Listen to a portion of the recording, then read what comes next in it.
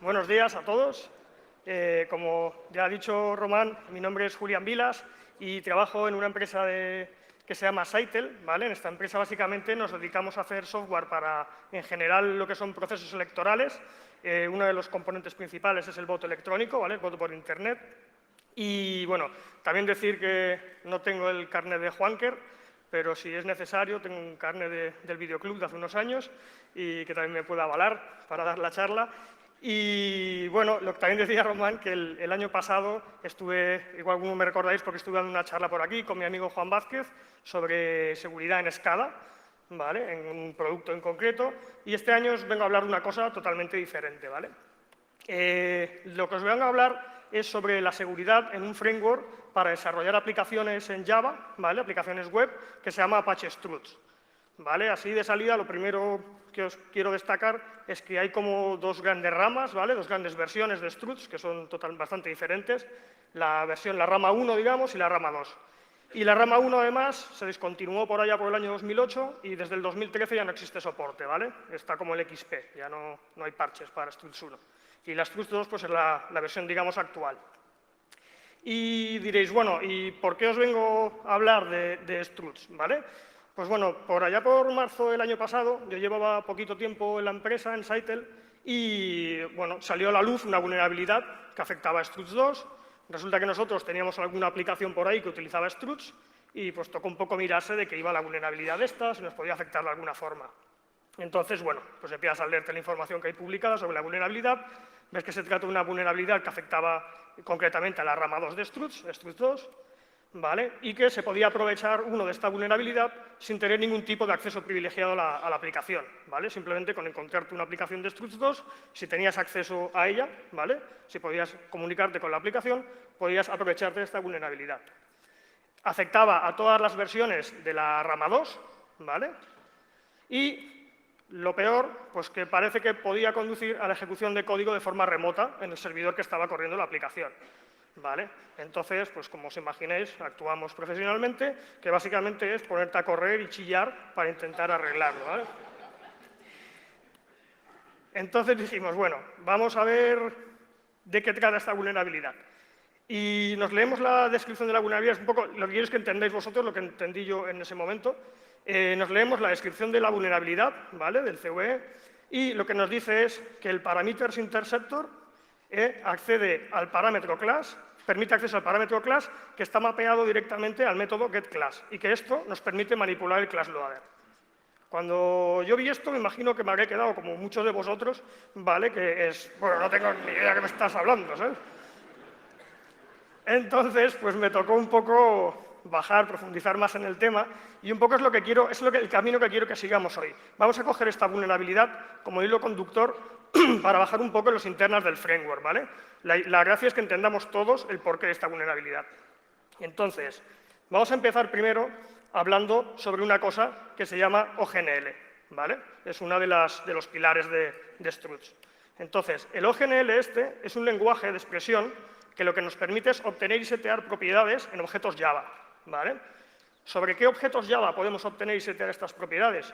Pues básicamente objetos que están almacenados en una cosa que se llama el contexto, ¿vale? Entonces, vamos a ver un poco más gráficamente. Imaginaos que esto de aquí es el contexto, ¿vale? En el contexto este hay 4 objetos, ¿vale? Esos 4 elementos que hay son 4 objetos Java. Y además uno de ellos, en el contexto hay uno que es el objeto raíz, ¿vale? Con lo cual, arriba de todo a la izquierda, lo que veis es una expresión OGNL, ¿vale? Pues esa expresión, ese hash foo.dummy, lo que nos está diciendo es, en realidad se traduce en llama al método getDummy sobre el objeto foo, ¿vale? Que está en el contexto. Si ponemos hashbar.dummy, pues como os imaginaréis, pues llama al método getDummy del objeto bar, ¿vale? Si ponemos dummy a secas, sin ponerle el hash y la referencia del objeto, lo que va a pasar es que se va a referir al método getDummy de la raíz del contexto, ¿vale?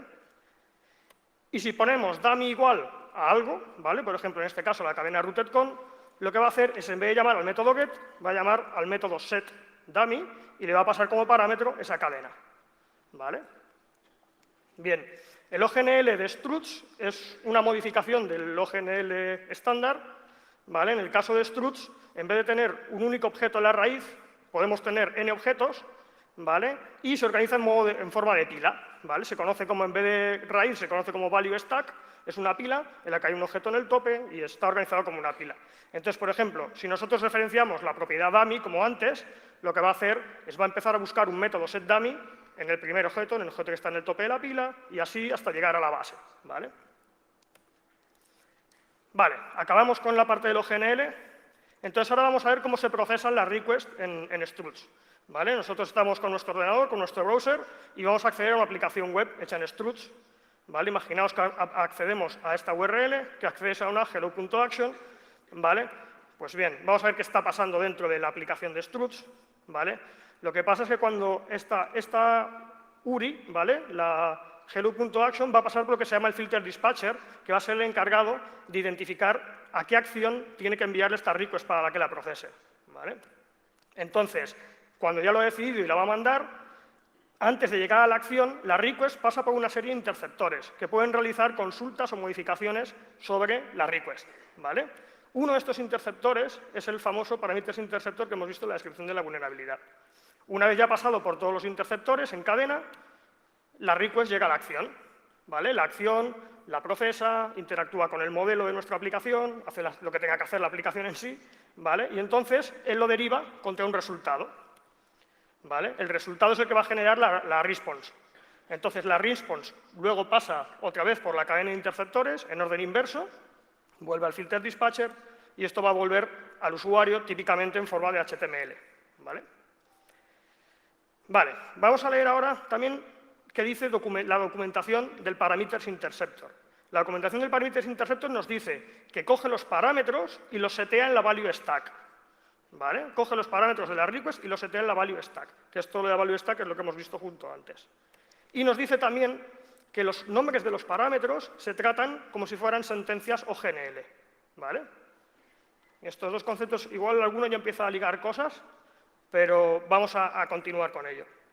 ¿Vale? Esto quiere decir que si nosotros llevamos a esta URL, a la hello.action, y le pasamos un parámetro que sea username igual a admin, ¿vale?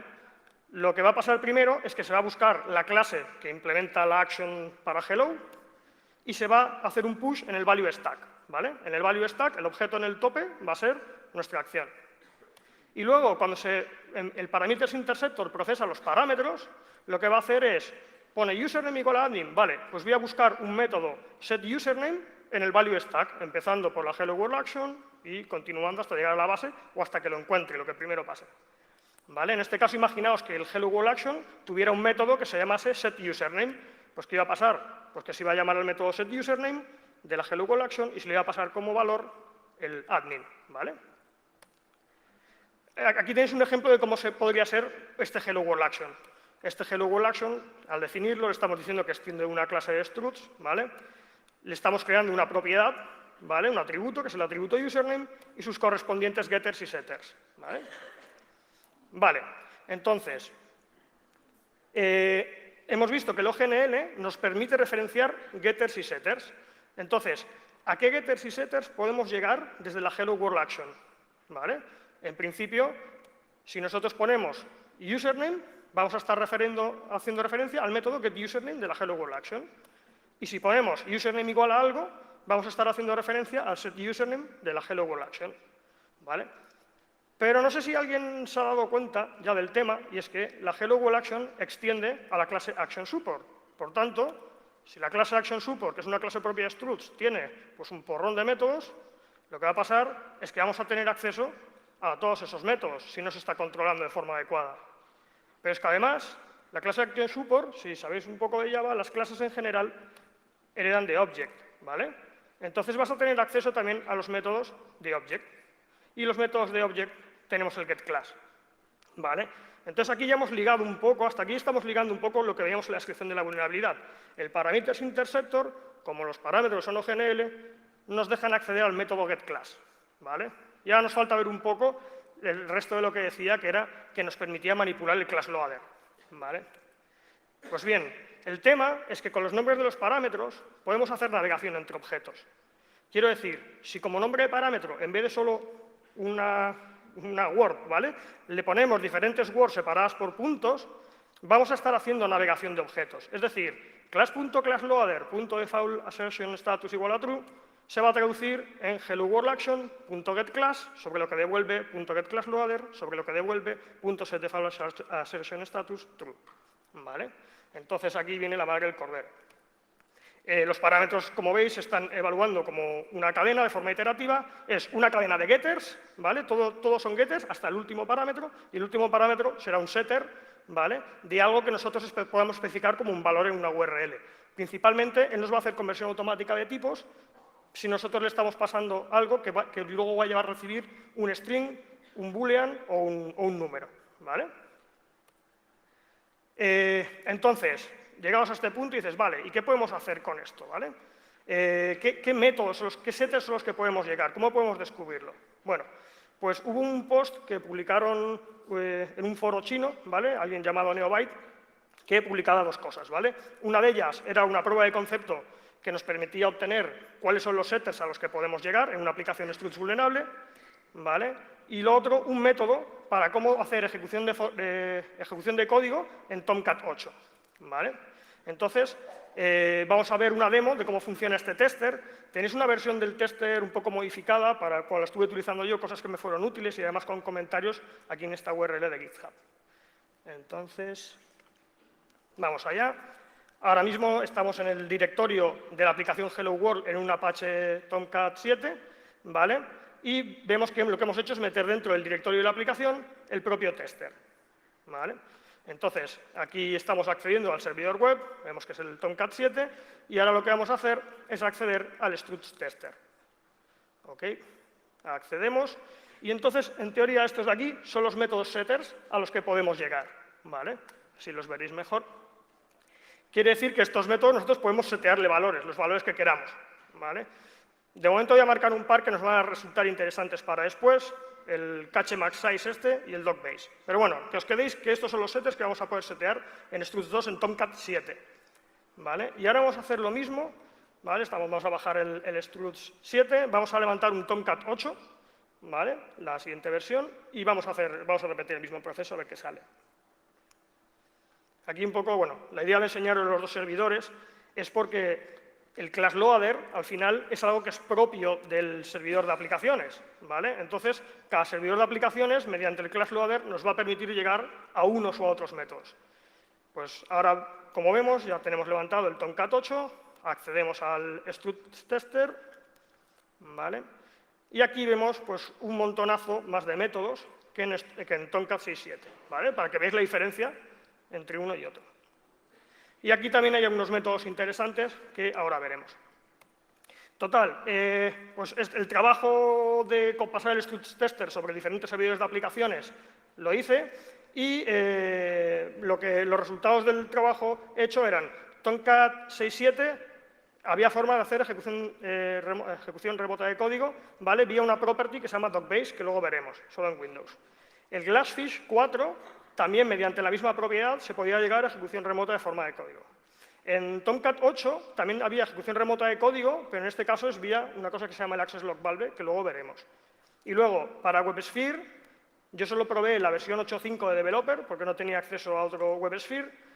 WebLogic Git 12 y JBoss 7.1 y 7.4, yo no encontré con los setters que había una forma de ejecutar código de forma remota. Puedes tocar cosas, pero yo no encontré la vía de obtener una shell, ¿no? Que al final es lo que queríamos hacer. ¿Vale? Hemos estado hablando todo el rato sobre struts 2, pero resulta que poquito después sacaron un nuevo advisory en el que decían que struts 1 también era vulnerable, ¿vale? Mediante este tema de los parámetros también podíamos comprometer aplicaciones struts 1. Y la aplica exactamente lo mismo. En este caso, como os acordáis, struts 1 no tiene parche, ¿vale? A día de hoy no tiene parche oficial porque está fuera de soporte. Y sin embargo hay sitios que continúan utilizando, o sea, aplicaciones que todavía tiran de la versión 1 del framework, ¿vale? Porque no se han rehecho. En este caso, la razón de por qué funciona en struts 1 también es diferente, ya que struts 1 no utiliza OGNL ni tiene una value stack, ¿vale? Pero si queréis más información sobre los detalles en struts 1, yo os aconsejo que os leáis unos posts que publicó Álvaro Muñoz al respecto, y además él ha publicado un filtro que, para la gente que está utilizando struts 1, que se pueda proteger ya que no hay parche oficial, ¿vale? Tenéis ahí los enlaces y, bueno, recomendada lectura. Vamos a pasar ahora a la explotación, ¿vale? La del access log valve, que es la que decíamos que afectaba a Tomcat 8, ¿vale? La cadena que vamos a utilizar es esta. Partiendo de esta cadena de aquí, lo que nos devuelve el método getFirst, es un objeto del tipo access log valve. Pues sobre este objeto le vamos a setear las siguientes propiedades. Le vamos a decir una propiedad que se llama directory, que sea webapps root.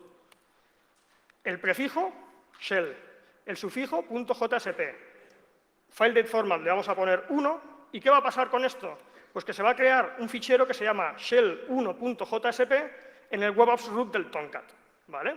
Que es lo que se mapea con la URL barra, ¿vale? Entonces, cuando luego nosotros enviemos peticiones sobre URLs que no existen, se van a loguear dentro de ese fichero.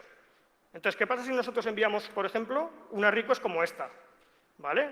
Llamamos a un JSP que no exista, por lo tanto va a ser logueado, y como valor de un parámetro metemos código JSP. Esto se va a meter dentro del fichero este de log. Si luego nosotros accedemos al fichero de log porque está mapeado en la barra de la aplicación, pues se va a ejecutar código JSP, ¿vale?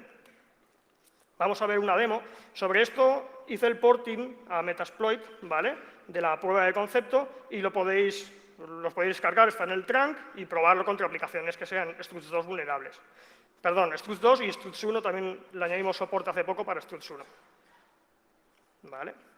Entonces, pues aquí tenemos una aplicación Struts 2.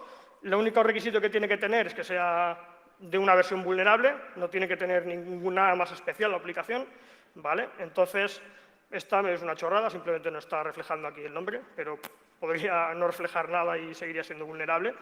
Entonces, el tema, ahora vemos, este es el webapps root, ¿vale? Del Apache del Tomcat, y bueno, pues aquí está lo que está típicamente en un webapps root del Tomcat por defecto, ¿vale? Veremos después lo que acaba viendo ahí, ¿vale? Lo que he hecho ahora es cargar el módulo. Este módulo simplemente pues, le indicas IP y puerto de donde está la aplicación Struts y la URL de una acción, ¿vale? De cualquier acción. Cualquier acción, ya digo, que sea pública, aunque no haga nada, nos sirve para esto, ¿vale? Entonces, ahora mismo, al ejecutarlo, lo que está haciendo esto es, ha seteado esas propiedades para un JSP y le está enviando URLs no existentes con código JSP y se están logueando ahí. ¿Veis cómo se ha creado un JSP aquí a la derecha, que no estaba antes? ¿Vale? Entonces, ahora lo que está haciendo es acceder a ese JSP, se ejecuta el código y tenemos shell, ¿vale? Vale, esto era Tomcat 8 ASIC Log Valve. Había otro que os decía que había una property que se llamaba el docbase. El document base, básicamente, es en qué directorio de nuestro file system están los archivos de la aplicación web, ¿vale? Entonces, si nosotros podemos cambiar el docbase, le podemos poner que apunte a un directorio diferente al original, al legítimo. ¿Qué pasa? Que en sistemas Windows, nosotros en este path podemos indicar que es un path UNC, ¿vale? Es decir, típico // nombre de host / un share, ¿vale? Un shared folder de un sistema remoto, ¿vale? Entonces, pues ya os imagináis por dónde van los tiros, ¿no? Te creas un servidor remoto tú con un recurso compartido, pones ahí un JSP, le metes a la aplicación que utilice como docbase tu servidor remoto, tu recurso compartido, y entonces luego accedes al nombre del JSP que tú has puesto y le vas a dar, ¿vale? El problema con esta versión o con este tipo de explotación es que la aplicación legítima deja de funcionar, ¿vale? Con el otro del log simplemente se va a crear el log, pero la aplicación va a seguir funcionando. En este caso la aplicación se va, ¿vale? Entonces, en este caso, sobre módulo de Metasploit, solo funciona para Windows. Tenía puesto que todavía no estaba landeado en el trunk, porque, bueno, este módulo hizo un chico que se llama Matthew Hall, estuvo trabajando en él, y tenía varias pull requests al respecto, y había dependencias, bla, bla, bla, bla, pero ayer por la noche lo landearon, con lo cual todo lo que iba a decir aquí da igual, podéis utilizar el mismo módulo para utilizarlo también para Tomcat 6.7 y Glassfish, ¿vale? Entonces, vamos a ver la explotación, ¿vale? En este caso lo vamos a hacer a mano, sin el módulo, ¿vale? Para que veáis otra forma de hacerlo, que en este caso, como es fácil, vamos con el MSFB nom de Metasploit, vamos a generar una JSP shell, ¿vale? Y la vamos a guardar en el directorio este test, que es nuestro directorio compartido. Ahora estamos en el servidor malicioso y estamos guardando esta Java shell, ¿vale? En nuestro directorio compartido. Vale, esto se genera, vamos a ir abriendo la consola de Metasploit, ¿vale? Y a la vez, mientras se carga, pues vamos a poner aquí la cadena que tenemos que poner para explotarlo, ¿vale? Modificar el doc base, //, el nombre de nuestro servidor malicioso y el nombre del recurso compartido, que en este caso se llama test.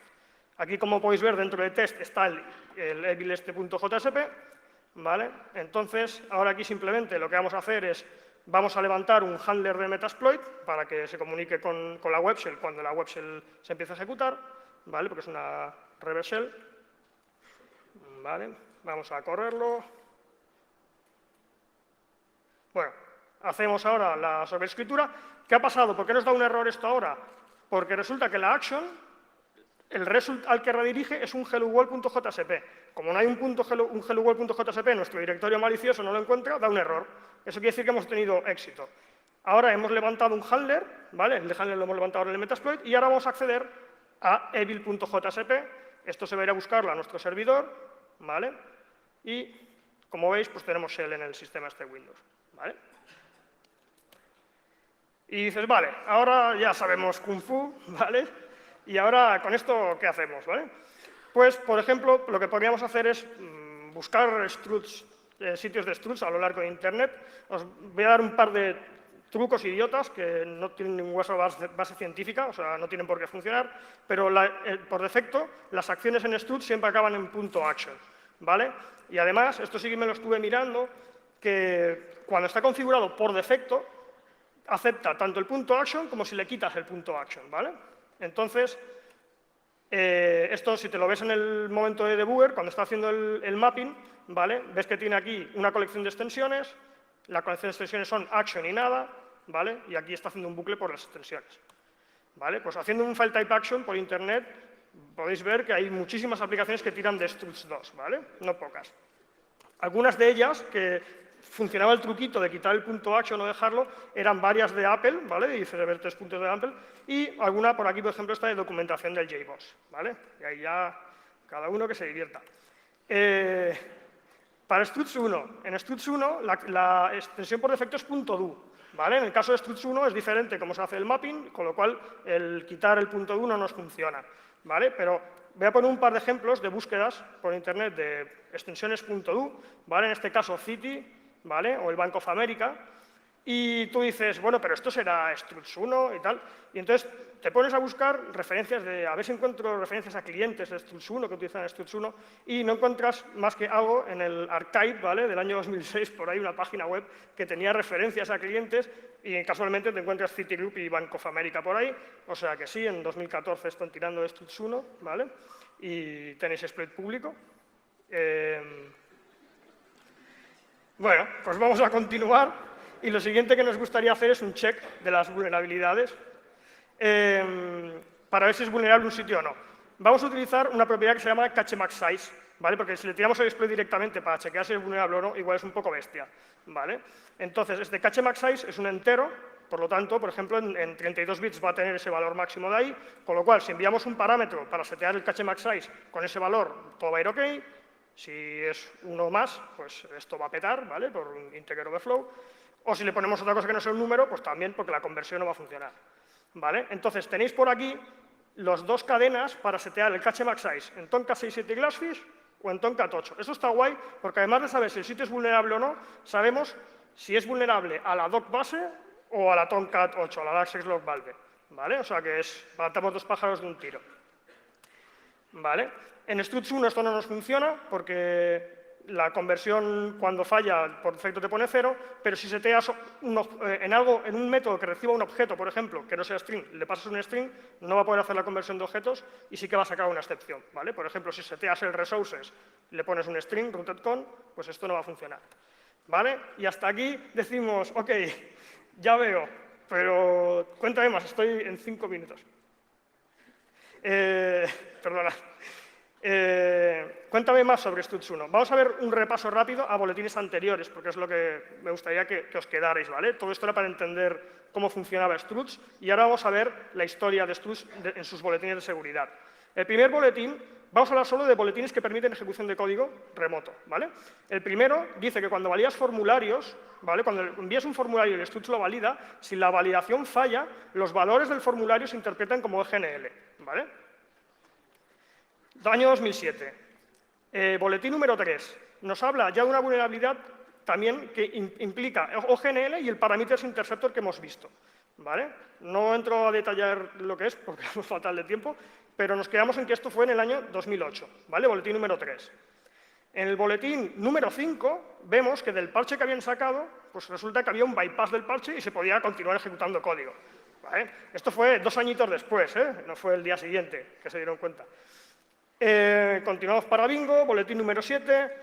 Cuando hay un error de conversión, la entrada que proporciona el usuario se interpreta como GNL. Tenemos en el boletín número 8 varias cosas distintas que provocan ejecución de código remota, ¿vale? Una de ellas es bypass al anterior, al 0.7, y el otro es la misma idea de los boletines 3 y 5, pero en vez de en el Parameters Interceptor, en el Cookie Interceptor, ¿vale? Y tenemos en el boletín 9 un bypass a lo del 3 y lo del 5, ¿vale? Año 2011. Venga, ¿os imagináis cuál es el siguiente? Boletín 12, fixing completo, 3, 5 y 9 para lo del Parameters Interceptor, ¿vale? Año 2013, ¿vale? Otra ejecución remota de código con parámetros que pasa el usuario, lo anterior, un fixing completo, una sobreevaluación de OGNL, doble evaluación de OGNL. Quiere decir que si en una entrada que tú le pasas esto, él lo va a coger y lo va a meter dentro de una sentencia OGNL, si el valor que tú estás pasando es OGNL, lo va a interpretar doblemente, con lo cual lo tuyo ha sido interpretado como OGNL. Más formas de ejecutar OGNL con información del usuario. La 20 es lo que hemos visto hoy, ¿vale? Año 2014, mismo problema relacionado con Parameters Interceptor y OGNL, ¿vale? Y los siguientes son 2 incomplete fix sobre lo anterior, ¿vale? Es decir, primer boletín y último, 2007-2014, un montón de ejecución de forma remota de código con OGNL, todos estos módulos por Metasploit, ¿vale? Han pasado 7 años. Bueno, pues aquí casi todo ejecución de remota de código. Las conclusiones, sacar vosotras mismos las vuestras, ¿vale? Yo aquí lo que me gustaría, en este caso, es que le diéramos un poco de soporte, ¿vale? A los desarrolladores de Struts, ¿vale? Y a ver si se oye. No se oye. Vale, vamos a ir diciendo el developers, developers, developers, developers, developers, developers.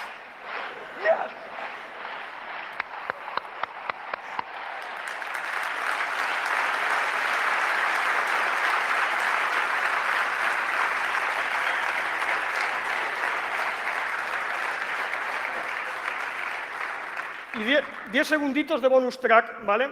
Os sonará la herramienta Confluence. Confluence se basa en una cosa que se llama WebWork, que al final Struts 2 nace de una fusión como este WebWork. Ellos utilizan una versión de WebWork anterior a esta fusión, hicieron un fork, ¿vale? Y ha ido evolucionando por su cuenta.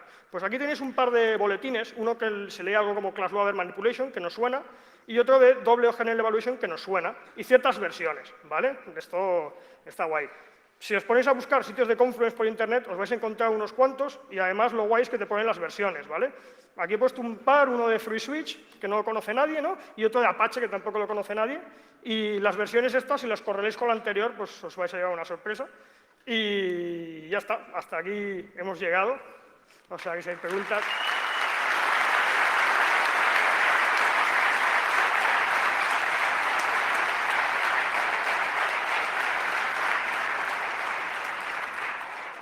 Tenemos tiempo para una pregunta solo. ¿Quién es el ganador? ¿Alguien tiene preguntas? Si no me las podéis hacer también por aquí, estoy por los alrededores, en cualquier momento me asaltáis y sin problema, ¿vale? Vamos a dar otro aplauso a Julián. Muchas gracias. Muchas gracias por asistir.